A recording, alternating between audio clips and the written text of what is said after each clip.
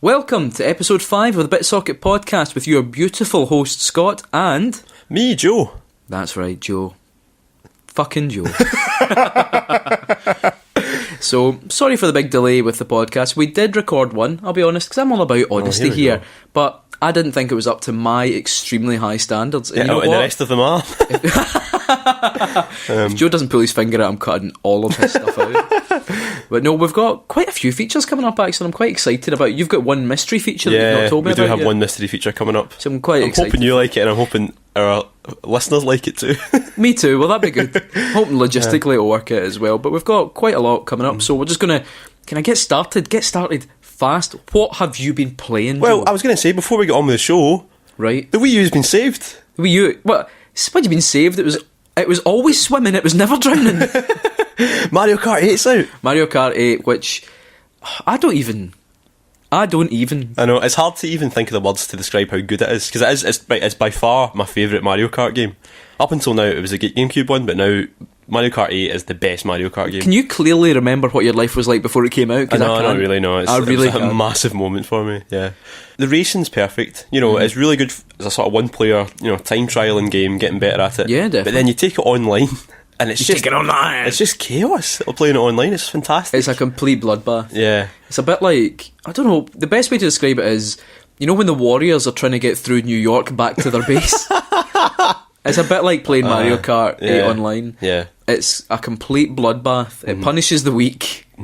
And it's like the gladiatorial arena. It's funny, I've actually found an online mode now which is as good as Ridge Racer 7, because it's easy to get into. You can't be an arsehole on it, and and it's always good fun. Even if you're in last place, it's still good fun. Although I do spam the I'm using motion controls button quite a lot. Yeah, I always think is that just like a sort of caveat? It's a bit we like, can tell you're lying, you know that? It's a bit like, you know, if you go into a public toilet it's late at night and there's a guy whistling. It's a bit like that. It's like, he's one of us.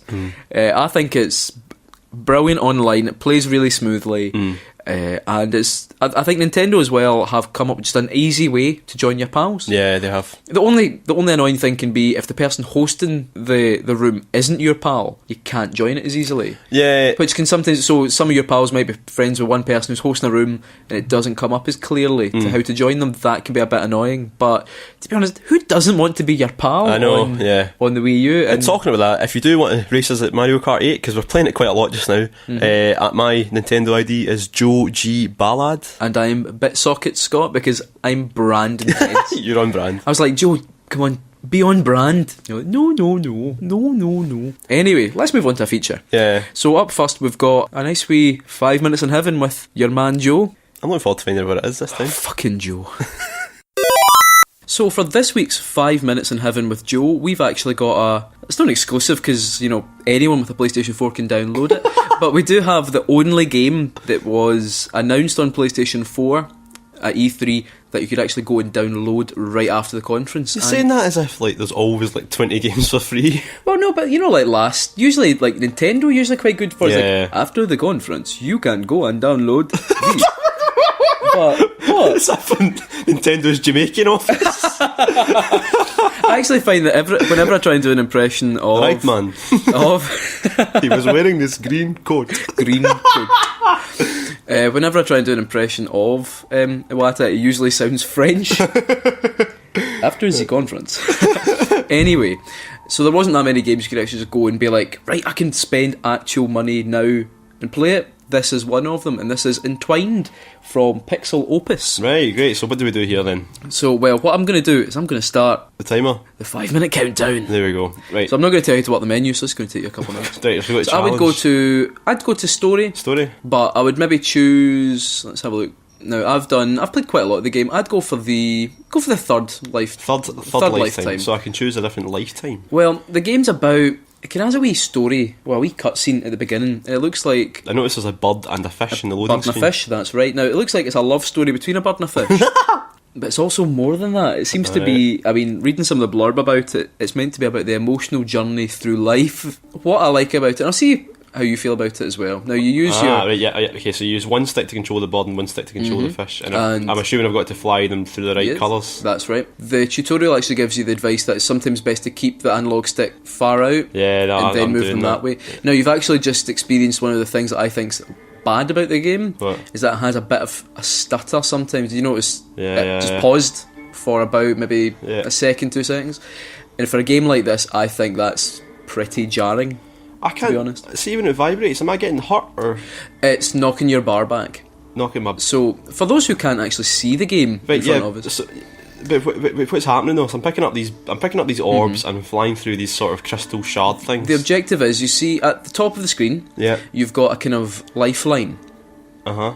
And once those lines get all the way to the top, it'll prompt you to press L1 and R1, and that's you connecting together emotionally.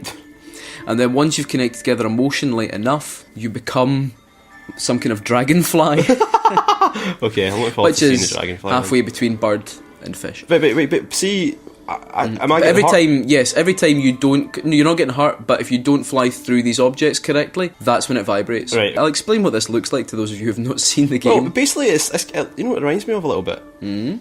Flower. Flower, In well- a strange way, it reminds me of Flower. I know it's more sort of tunnel-like, this. It's a mixture between Flower and Res. Well, I was going to say Flower and Res for me are the ones that occur to me. Now, in the game, it's, I don't know, how would you describe it? It's essentially you're an orange fish and a blue bird. And you've got to fly through these tunnels, and you've got different colours, blue and orange, that your specific character has to fly through. difficult, this. The more you fly through, the higher a wee life bar goes up, and then, as I say, you become a dragonfly. You know, I quite like it. This is also, I think, what hyperspace looks like in Star Wars, if you were a Star Wars character. Yes, that's a very good way to describe it. It's a wee bit like hyperspace. I think it's one of those rare games. Remember that bit in Star like Wars with the fish and the bird? And Fish and the bird. They join together to become that. It's a trap! Megazord thing. Megazord. I find it's one of those games, what you see when you're playing it for a wee while, Oh. it has that benefit that We're almost games like there. Res and Flower have. You're almost there where your blue, your orange isn't doing as well. Or do you have to beat them both? Yes. Oh, for God's sake. God's sake. Anyway, it's got that nice kind of zen feeling that some games have. Games like Res, I'm not feeling games very like zen right now. like Flower, where you can just kind of stick them on and your mind can kind of wander a wee bit. And I don't mean that in a, it doesn't hold your attention, because it does, but it's kind of, you get into the flow of how the game plays and you kind of lose track of everything else. But I personally quite like it, though it maybe has a few wee issues. That stutter does happen quite a lot. At least once or twice per level, and I think it's just enough just to make you think, "Oh, that's annoying." But I suppose that could probably be... I was going to say something like, I suppose that could be easily patched, but I know nothing about how you patch games. It could be very difficult.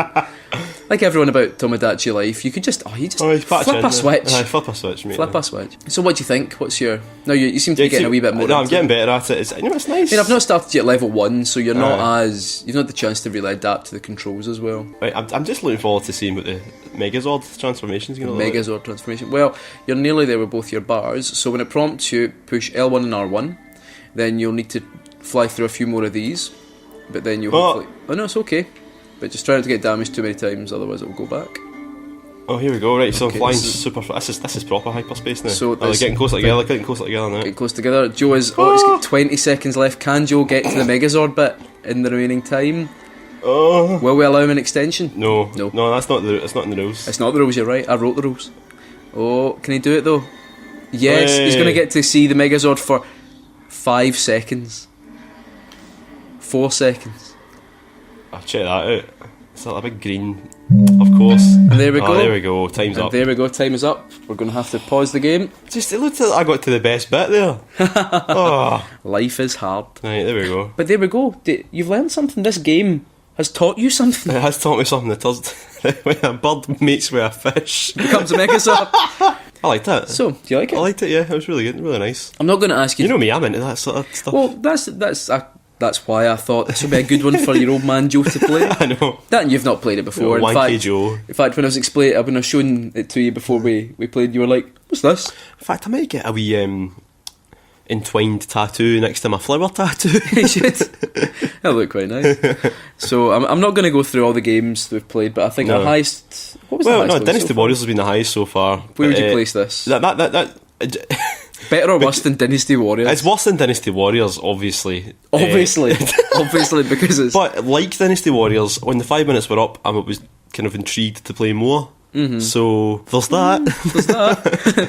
Certainly more enjoyable than Infamous, and probably more enjoyable than the others as well, to be honest. More enjoyable than Ground Zeroes. I don't like that mission in Ground Zeroes. I know it's... There we go. It's not a fucking perfect game. There we go. Anyway. So, I'd say, so Entwined, so if you've got a PS4, might be worth picking up. Yeah, get that downloaded. It'll be coming out on PS3 and Vita at some point in our lifetime, so that'll be quite good. Good stuff.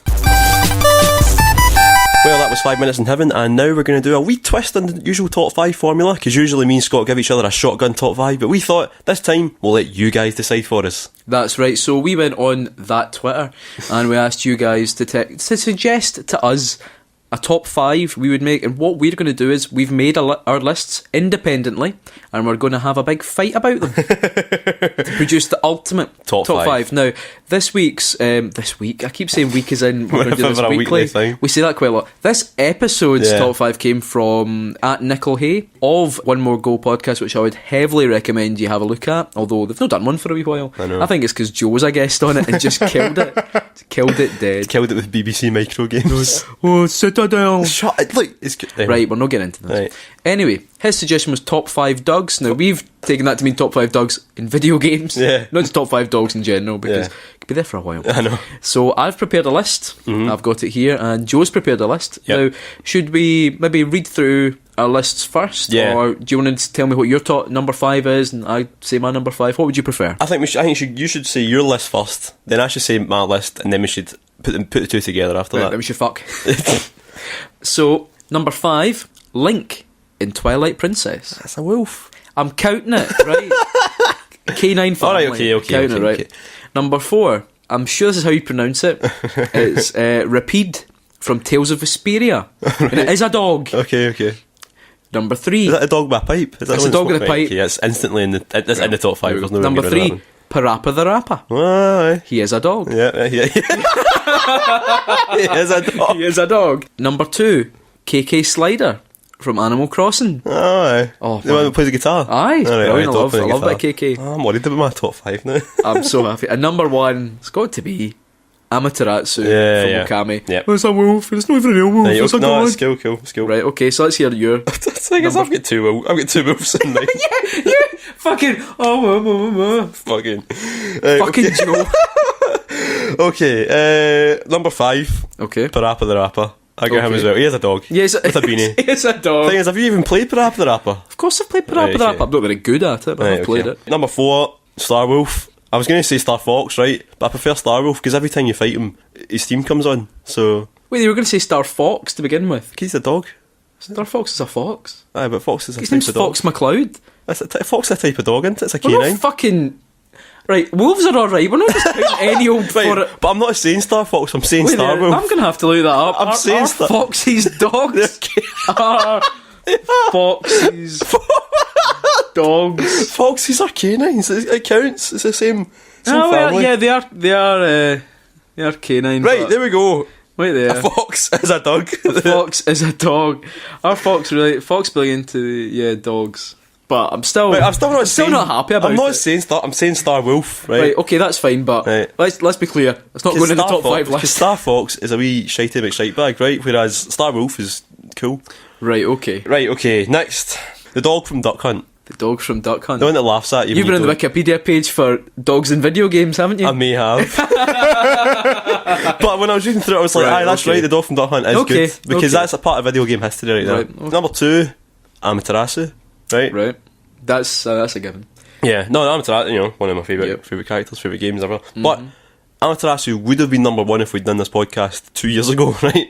If only. But 2 years ago I discovered Ghost Trick. Yeah. And it has the best video game dog ever. Right. Missile the Pomeranian.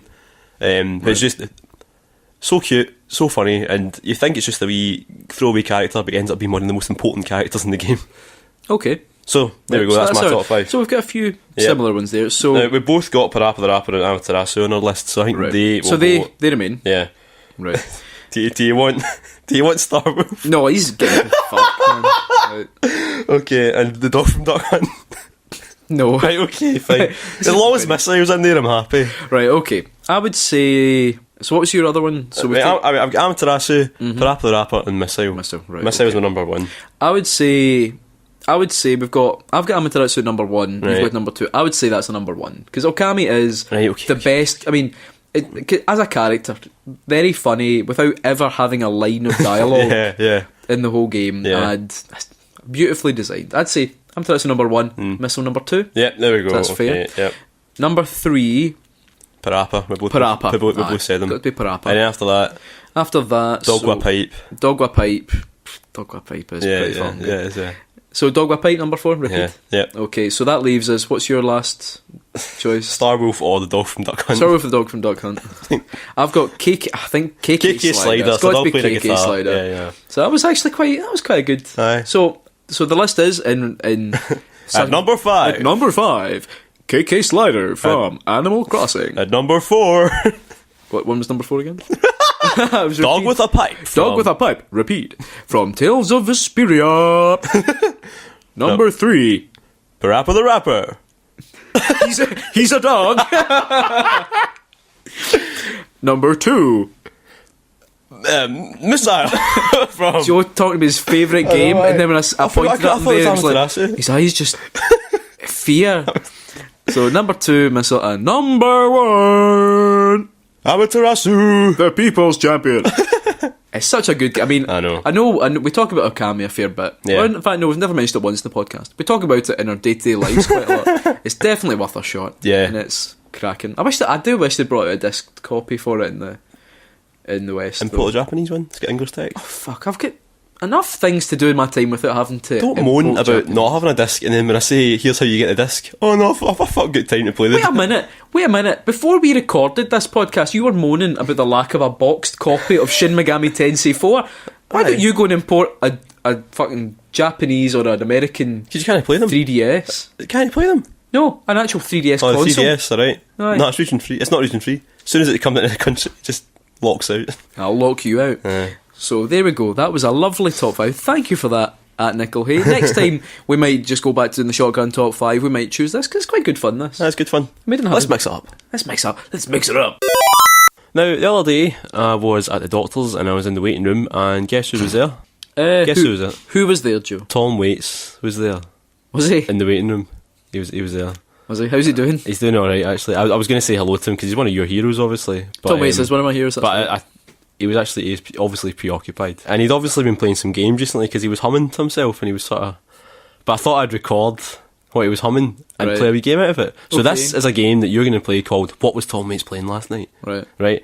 So I've got 5 recordings that I made of him in the doctor's waiting room. Right. And you're going to have to guess, based on what the tune is, what the game was that he was playing. So should we go ahead for this? Well, you know I'm bad at these kind of. I know you're tone deaf, but alright, that's good. But that's why you like Tom Waits. Very good. Right. Very good. Okay, so this is the first one here. Okay.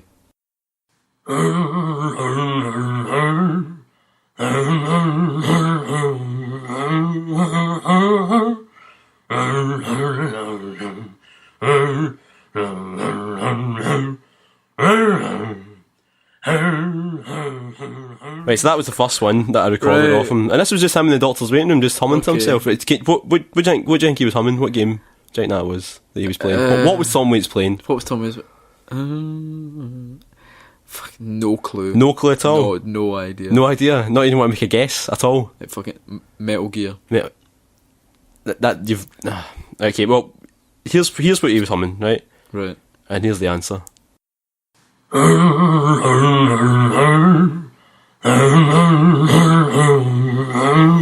Obviously. Super Mario Land for the Game Boy. Right. Anyway, so that was the first one. I'm actually kind of disappointed I didn't get that one. So the second Tom Waits. Right. So what was Tom Waits playing last night? Number 2.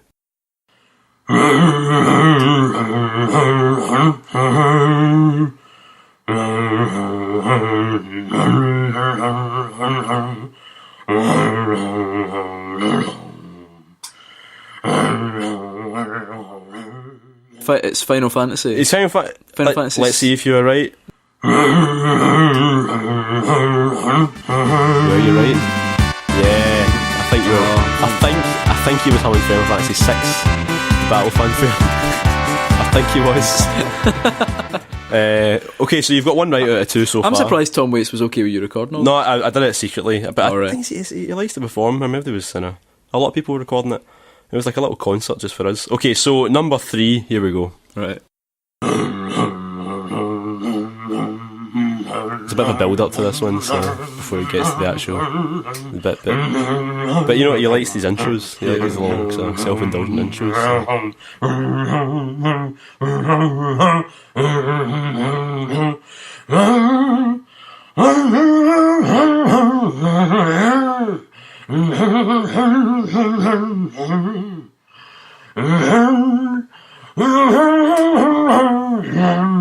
I think he's got the tune down again. I think he can hold a tune. Oh, Tom. That's weird. It's weird, all these compliments you have for Tom Waits. Yeah. I never knew he was so good at video Right, games. I don't know. Do you want to listen to that one again, or? No, I'm just going to go with my default. It was a Metal Gear song. Let's see if you were right. I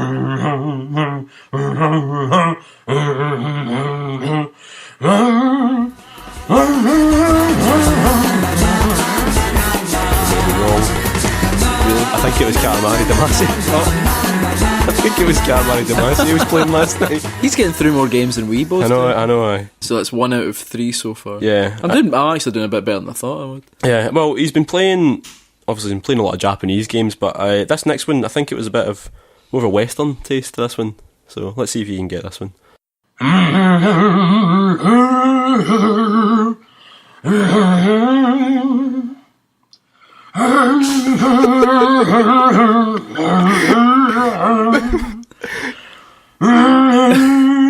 It's a shame we weren't there, honestly. I know. Shame we weren't there. I'm so blown away by all that.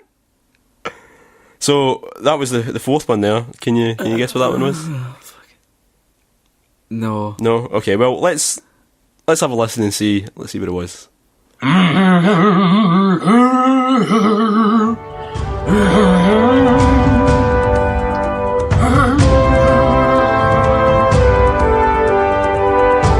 think it was a theme to Uncharted.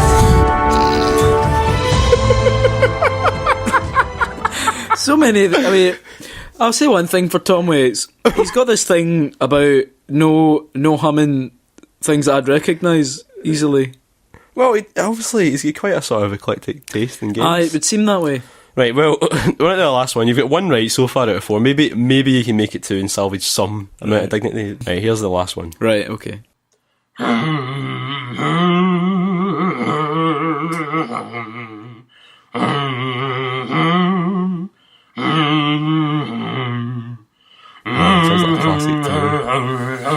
like a classic Nintendo game, maybe. You can't drop some hints here.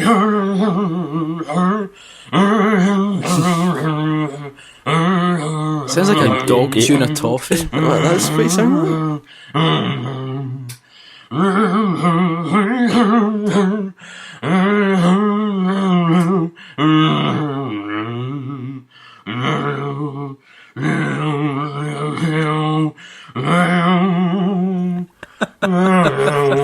Do you want to take any guesses what that one was?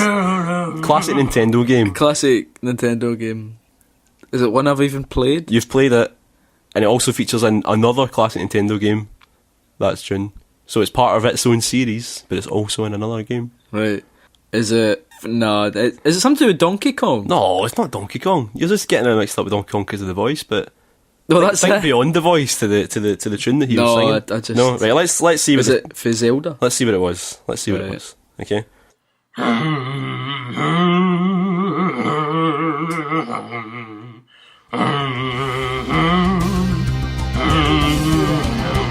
What was it? Yep. F-Zero X. Oh, how could I've not got that?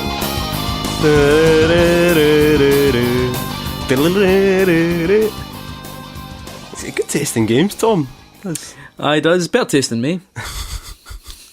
So you got 1 right out of the 1 out of 5. How many five. did you think I was going to get right? I thought you were going to get all 5. Did you actually? Yeah. Honestly? Yeah, honestly. Maybe not Uncharted. But... Have you met me? So, I think Tom Waits would be disappointed if one of his biggest fans didn't get any of his tunes there, but there we go. So there we go, what was Tom Waits playing last night? Is that the name of the feature? That's the name of the feature. What was Tom Waits playing last night? What's he playing in there? What's Tom Waits playing? what I like about that is how specific that is. Because it couldn't be like next week. Oh, we're going to do a Paul McCartney. No, it's going to always have to be what was Tom Waits playing last night. After 10 episodes of what's Tom Waits playing last night, the joke won't let him finish. Brilliant. Well done, Joe. As you might remember, if you listened to the last episode, and if you've not listened to the last episode... Why the fuck haven't you? Exactly. Listen to fucking Joe. Fucking Joe. Right. We introduced the Essential List. Which is a list of games to play in the bath, essentially. Really, it's kind of games that we love, that we don't maybe talk about as much, that we think should be looked at again. Yeah. But a lot of the time they're classics that you've probably already played. Well, we just like showing off. They're classic games that everyone should play that aren't the usual classic games you hear about. Yeah, they're not always games made by Nintendo, for example. or Hideo Kojima. Exactly. But they are brilliant games that are definitely worth your consideration, and more importantly, your time. Yeah. Because time is important. So would you like to go first this week, or shall I? I'll go first, actually, Right, because I can see exactly what I've written. Okay. In my outline. So this week, why not? This episode, we're going to be adding in the magnificent, the glorious, the marvellous Marvel vs. Capcom 2. I wanna take you for a ride. I wanna take you for a ride. I wanna take you for a ride. Gonna take you for a ride. Gonna take you for a ride. It's the best multiplayer song ever. Marvel vs. Capcom 2 is a brilliantly playable fighting game. Not just... I mean, it has a lot of depth. I mean, it's one of those games, they do play at the big fighting competitions, don't they? But I think they used to. Well, they used to. I think maybe they've moved on to Marvel vs. Capcom 3 now, because... I think they moved on to more... Anyway, I think it is one of... It's one of those games that gets played a lot, that's for sure. It's a classic. And for us, I mean, we played it a lot on the Dreamcast, because Joe had a Dreamcast copy. Yeah. I've played it on the PS2, and I've also played it on PlayStation Network as well. But I think the Dreamcast version is the best one, because that pad is so well designed for fighting games. Yeah.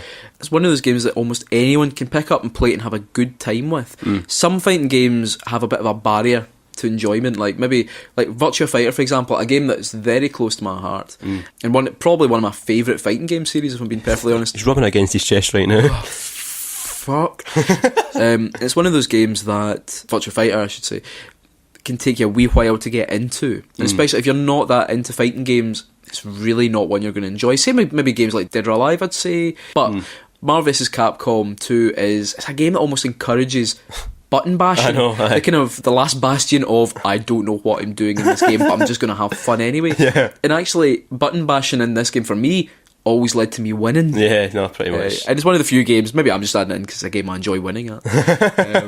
But I mean, there's so much to it. I mean, you've got that kind of fun gameplay, but there is a lot of depth to it when you're creating your teams, because you're always having a team of 3 characters. You can if you know what you're doing, you can play around. You can have like maybe a character in there that you think, well, I don't like fighting as him, but as a backup character, as a support character, they're outstanding. Like Iron Man, for example, I don't particularly like being Iron Man, but when you're fighting away as Spider-Man or Captain America, doing the big hits, when you've got Iron Man coming in with his Una Beam, I mean, the roster of the game as well, you've got, it's 56 characters overall. 56 characters, that's not bad. 28 Marvel, 28 Capcom, and they're not all just the usual. It's not just all the guys for Street Fighter versus the X-Men. There's a couple of surprises in there, isn't there? It's quite nice. Well, I mean, Omega Red's in there, and it's quite a few nice. Jill Valentine as well. When you complete the game, you get her. Is it when you she's like, I don't know, I downloaded a save file. Of course he did.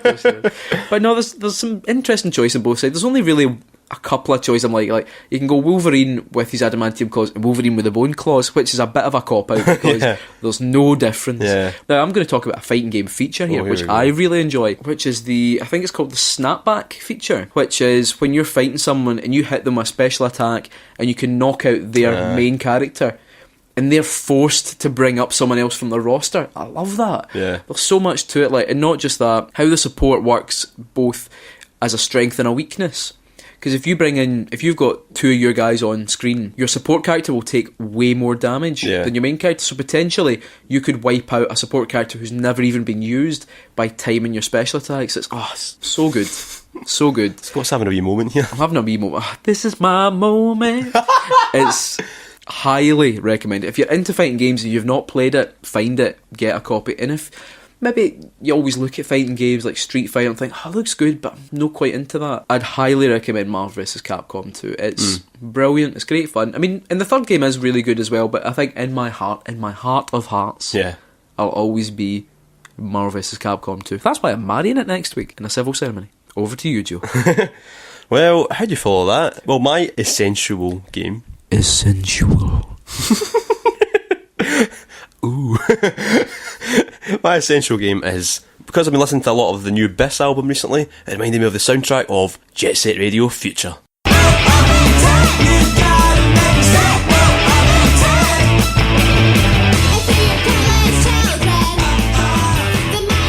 Jet Set Radio Future is a sequel to Jet Set Radio on the Dreamcast, and what Future did was it streamlined the game.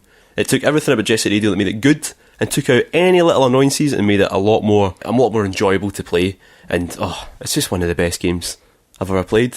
I'm gonna have to confess, I've never owned it. Right? I never owned an Xbox, and I never owned Jet Set Radio Future, but I worked in a shop at the time. So, well, that's good. Yeah, so I worked in buttons, so I worked in a video game shop at the time, and every time there was a second-hand Xbox in, I would tend to sort of borrow it and take it home, borrow it, and play Jet Set Radio Future. That Xbox was just lying in my account. Yeah, it was. Yeah, no. The thing is, I think I was obsessed with this game for the longest time because I didn't own it. Because any time I got the chance to play it, I would take advantage of that chance. You can't overstate how cool this game is. It's definitely one of the...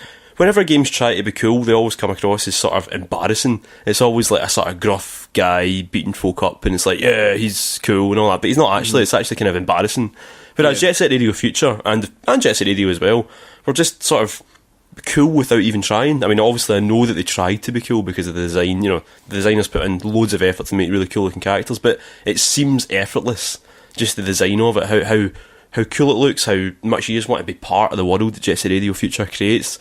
It's probably my favourite depiction outside of Yakuza of Tokyo in video games, because it's a big massive open city that you can explore, and it really is open this time. The first Jet Set Radio, even though it was still set in Tokyo, it was essentially lots and lots of little levels, and a few of them were connected, but to get around the whole city you had to come out, go to the menu, go back into the area you wanted to go. Yeah. Whereas this one, even though it's lots of areas again, they're all connected to each other, so you can skate from one end of the city all the way to the other. And it takes a while to do. Once you've unlocked the entire city, it's pretty bloody big. And the districts you go to, there's always a new, really beautiful thing to look at. Like whether it's the skyscrapers of one district, or there's a whole level that takes place on a fairground where you can actually roller skate and grind on the roller coaster, which is, I don't know, it's just the design that goes into it is just really, really cool. And I've used the word cool a lot, but it's the word that comes to my mind the most with this game. Yeah, it is. I mean, I did have it for I had it for Xbox 360 before I sold my Xbox 360. And I'm not really one for skating games. I've never, like, everyone's played Tony Hawk's. Yeah. For me, I think it was that kind of element of cool that kind of attracted me. I mean, it looks amazing, brilliant music, but is it such a cool game to play? And you're right, like, obviously I have played Jet Set Radio as well, and the restrictions that placed on you were kind of annoying at times, like the way the police operated. There was a lot of things that kind of were barriers to you actually enjoying yourself, whereas this game felt, I don't know, just like they'd removed a lot of that to just give you a more kind of fun experience. I know it sounds fun and cool, but some games just, that's exactly what they are. Yeah, I think the way to look at it is Jet Set Radio was a sort of arcade game, so it just threw a bigger challenge at you with every level. More police, tighter time limits, more graffiti you had to go and spray on the walls. Whereas this game is more like an adventure game. They take away the challenge in order for you to just let you enjoy it. So you no longer have a time limit. The police only chase after you at certain parts of the game, as their own little challenges. And graffitiing is actually a lot more streamlined as well, so you don't have to stop and paint anymore. You can just skate past and hold down the spray button. And it streamlines the game and just makes it a lot more easy and enjoyable to play, in my opinion. They're both great games, but Jet Set Radio Future is the classic for me. So that's our essential list for this week. That's it. This episode. We keep saying this week. Essential list. Essential list. Now this week's been E3, the biggest week in games. Again. Every year about this time we have the biggest week in games. So we decided to get you to talk to us about your questions for how we feel about E3 this week and how it went. So do you want to kick us off with... Yes, I will indeed. Yeah. So this is from at VGIQ, which is the video game IQ quiz, which is run by Cami Toman on Twitter. Twitter legend. Vine legend. So he says, do you ever foresee Microsoft or Sony going the streamed presentation route that Nintendo have? Does the big show matter anymore? This is something I was actually thinking about. I don't think the big two will ever stop. I think E3 will stop before the big two, Microsoft and Sony, stop doing their presentations. But I think what Nintendo do is a very clever idea. Their way of revealing games works a bit better as well. Like this year they had their conference, and then they've had the Treehouse stuff they've been doing, where they've been given even more depth to the games and actually revealed a few games there as well. So I think Nintendo have definitely done what suits better for their games, personally speaking. Right, here's what I think. I think Nintendo have done the best that anybody could possibly do. Like the digital event that they did, where they revealed a few games and gave you a little bit more information about something, was great. And the Treehouse stuff, as you were saying, there's almost an hour-long gameplay demo of Xenoblade Chronicles X, which was incredible. Just watching watching some guys play a JRPG and explain to you how it works, and it just made me want to play the game even more. They can go into the kind of depth that you wouldn't get whereas in the big conference. The big conferences they do, they're so willy waving and sort of, you know what I mean? Like, mine's as big as so much pomp and ceremony and not enough fun to them, and they're dull as fuck, and they're always disappointing, and yet people lap them up. When Nintendo revealed that they weren't going to be doing a big conference and they were just going to do their online event, all the comments on the internet from all these idiots saying, oh, that's Nintendo admitting they've lost, and they should just fucking give up, and can I play Mario on my PlayStation please? And people love those big conferences, and how could you ever love a conference? Well, they're so bad. I think when you go on Twitter, and I think it's more obvious now, because back when we were younger, E3 was something you read about in a magazine a month after it happened. Now you can watch it online, but no one's ever talking about it. Everyone slags them off. I think Nintendo have gone the clever route. They obviously save money not having the conference, and it means that everyone anywhere can watch exactly what they've put together. And I think Nintendo have realised that E3 has changed. And they have reacted the right way. And if the other ones don't follow suit, then they're losing. Not only did Nintendo have the best showing this year, they had the best way to present what they had as well. Yeah, it also removes the chances for daft things happening, for them to forget what they're saying, to look puzzled, because they can rehearse it. I mean, obviously they're not going to get it perfect. Anyway, Graham White, we've kind of already answered this one. Who do you think had the strongest show at E3? Nintendo. Yes, I would say by far Nintendo by far. Though I think the other two had fairly strong showings. Definitely Microsoft had a stronger show than they had last year. Personally, I'm not as interested because I don't have an Xbox One and I'm not planning on buying one, but I think they're definitely addressing what people want for their console. Although I don't know if they showed off many Kinect games, did they? I didn't think they showed off any. Because the thing is, I mean, I know obviously going forward they're like, right, you can buy the console without Kinect. However, they've got quite a big installed user base that have had to buy a Kinect. And I think Sony as well. I mean, Sony had probably my most anticipated game, to be honest, they showed off, which is No Man's Sky. Oh, yeah. Which, I mean, again, I'm not sure how much of what they actually showed off was, that's definite gameplay, but I think it looks amazing. Yeah, the idea is quite cool. It's a game that I'm just totally pumped for it. But Nintendo, I mean, it had to be Nintendo, really. I mean, Xenoblade Chronicles X looks like one of the greatest RPGs ever made. Smash Bros, all the stuff with Smash Bros. Have you seen the Pac-Man reveal trailer? Yeah, so good. Great. And then Game & Watch comes in right at the end. New Zelda looks great. Finally making a full game out of Captain Toad. Oh, I can't wait for that. Yoshi's Willy World. Yoshi's Willy World. Yoshi's Willy World. The Kirby game coming Project out. Giant Robot. New Star Fox is coming. And Project Steam? Project Guard. Oh, and then the one that's got revealed last night, Codename Steam. Which sadly wasn't Majora's Mask, but still. A turn-based strategy game from the guys that made Advance Wars. Yeah, so definitely looking forward to that. I think Nintendo did have a very strong showing. Damn right. Next up, we've got At Dougal. Dear the lads, can you geese your top 5 most anticipated game releases from here on out? I think the big problem with E3 is everything's due in 2015. So Yeah, well, he didn't say this year, so... that's a good point. Number one for me is obviously Zelda. I'd agree with that. Zelda's always my number one. Looks fantastic. Open world Zelda. My only fear is that it ends up too much like something like Skyrim and I lose interest. You know they won't do that. As long as they keep it, because I know it sounds like they're going more for like a link between worlds and that you can explore and almost do anything kind of out of sync. I just hope that doesn't lead to it feeling flabby. I'm sure it won't. I'm sure it won't be. Nintendo are the It is Nintendo, but tight game design, so... I do just hope this... I mean, don't be wrong, I hope it is good. I hope it's not like a Mario Sunshine, which is brilliant. Super Mario Sunshine is brilliant, but you'd be hard-pressed to say it was the best Mario game. But yep. As well as that, obviously, sticking with Nintendo, Bayonetta 2, Smash Brothers for the Wii U and the 3DS. I mean, I'm looking forward Bayonetta to 2 them. definitely, because it's come with Bayonetta 1 now as well. Have you seen the costumes as well? Yeah. The Princess weird, Peach, man. the Link, and the Samus one. Weird. They look really... Aye.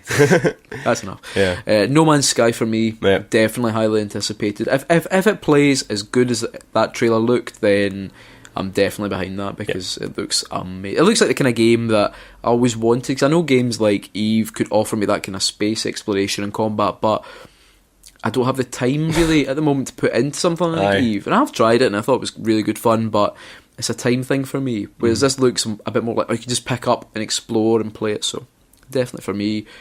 I'm trying to think. I mean, obviously Uncharted 4. 'Cause I mean, I love the Uncharted games, but I didn't get much to go off. The thing about Uncharted is I don't love them. They kind of exist and I like them, but I would never sort of go out my way to be excited about them. They just In sort fact, of... for me, actually, The Witcher 3.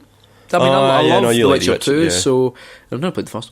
But so there you go. Witcher There's a few 3, we're looking so forward to. Probably quite. That's about 5 games. Oh, Xenoblade Chronicles X. Oh, Xenoblade. Oh, yeah, definitely. But you've got to play the first one. I'll play Xenosaga again. Oh, that makes you popular, doesn't it? Talking about that. Cosmos for life. Cosmos. So there we go. Is there anything else you'd like to add before Just we... thanks for listening and goodbye. Well, thanks for Sweet listening. Prince.